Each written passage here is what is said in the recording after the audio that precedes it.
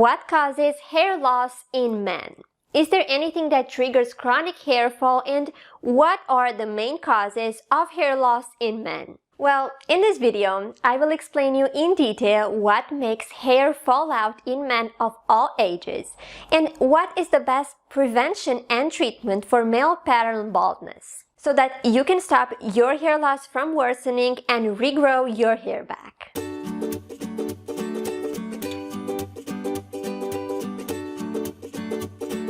Hey guys, and welcome back to Supplement Talks, where we do supplement reviews and health tutorials. So if you're interested in any of these topics, make sure to subscribe and also follow us on our other social media channels. Now, the number one cause from this list is DHT, which is a major hair loss trigger, and it's responsible for about 80% of all cases of hair loss in men. DHT stands for dihydrotestosterone, and as its name suggests, it's made from testosterone, and about 10% of testosterone is converted into DHT. However, DHT has a much stronger effect on hair than testosterone itself, and typically an excess appears with age. Now, what you should know about DHT is that it's very dangerous for hair and that it causes the specific symptoms of male pattern baldness, a receding hairline and crown, as well as thinning hair. Additional to hair, DHT can also cause prostate problems, but they tend to appear a bit later on in life and not in all men, fortunately. But basically,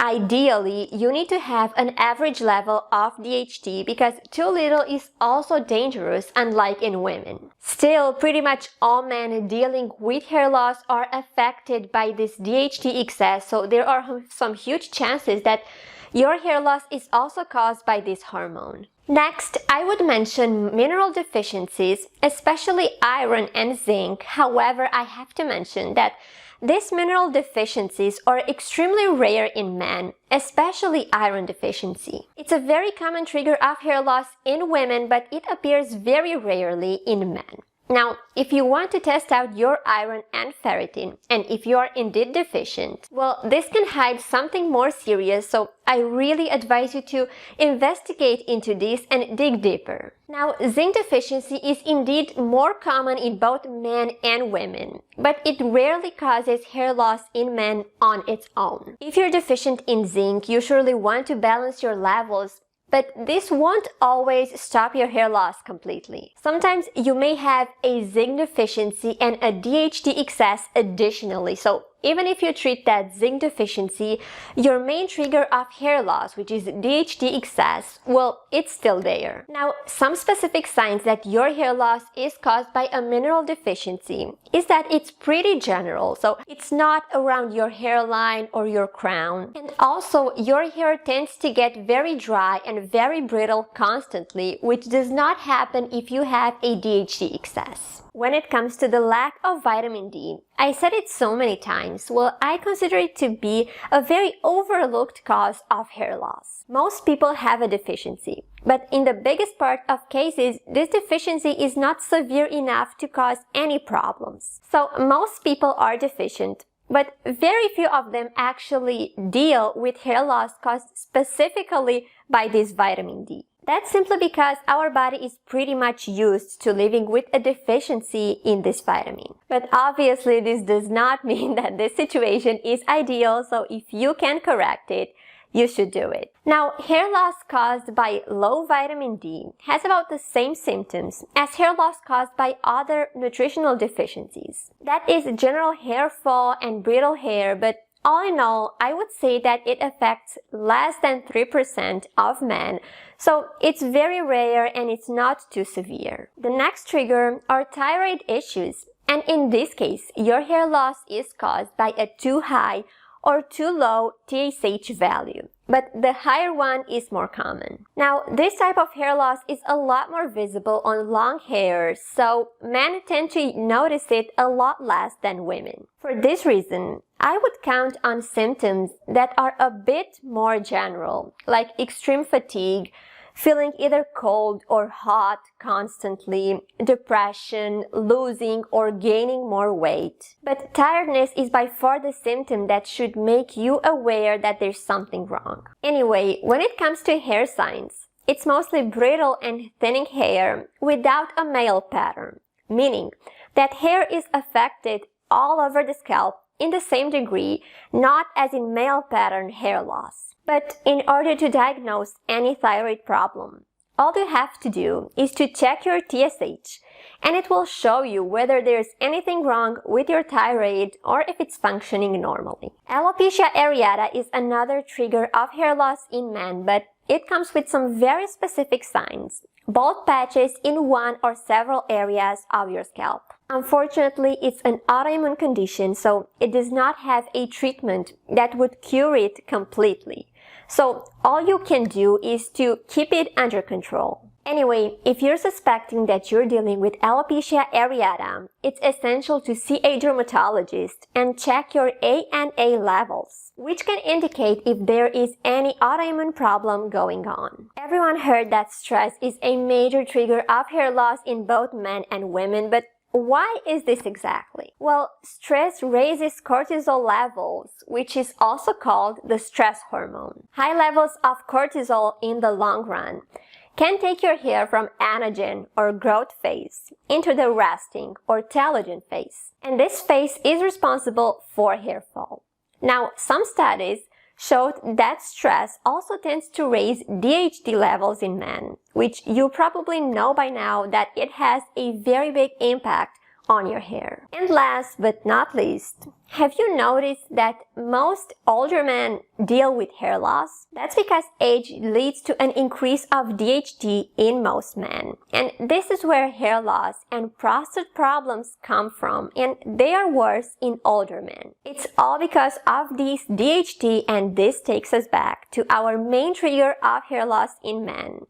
DHT that is responsible for a huge percent of these cases. Now, is there any way you can prevent hair loss in men, and if there's anything you can do about it if you are already dealing with hair loss? The answer is yes to both. And let's start with prevention. There are 3 main things I recommend when preventing a potential hair loss in men. First of all, make sure that you don't have any nutritional deficiencies or thyroid problems. So I recommend you to test the main markers that would indicate any of these issues.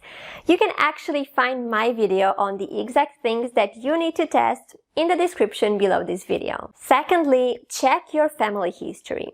Does anyone from your family deal with hair loss? And I'm mostly talking about men here because hair loss in women is not as relevant in this case. However, I recommend you to look at your male maternal relatives, so your maternal grandfather, uncle, or cousins. According to studies, male pattern hair loss tends to go on a maternal side. So if your mother's father struggled with hair loss at one point, you have a lot of chances to be dealing with it yourself. You should also look at your father and at its male relatives, but your mother's genes are a lot more important in this case. And the last thing you should do is test your DHT.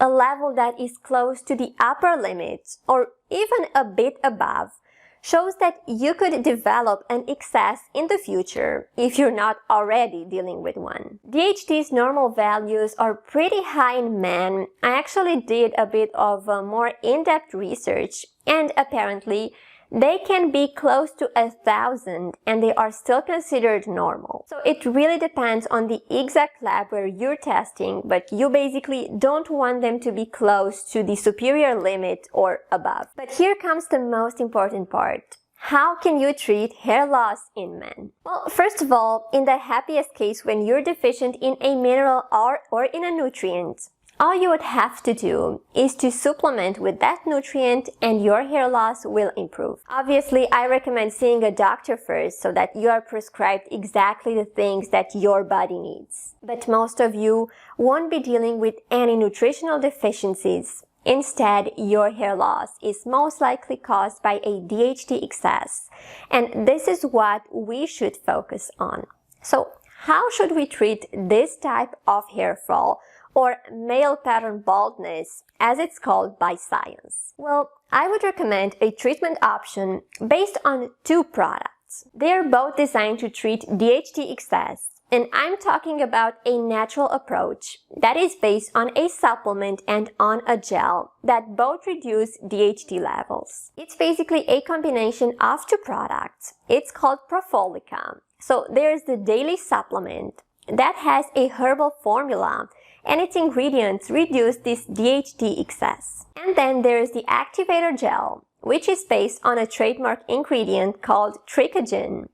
And it blocks DHT excess on the scalp, but it also boosts hair growth speed. The original combination of these two products is only available on the official website, so I'm going to leave you a link to its official page in the description. I have had a lot of my website readers trying these two products, and they were super satisfied with their results. So at this point, I feel like Profollica is the best thing you can try for your hair loss if your hair loss is caused by this DHT excess. Now, let me know, what do you think is the main trigger behind your hair loss? What are the specific signs in your hair that you have, and since when it's been falling out? Or if you're still not sure, you can let me know your symptoms and anything you consider to be relevant in the comment section down below, and I will try to find out the cause. Until next time, take care and stay hair loss free.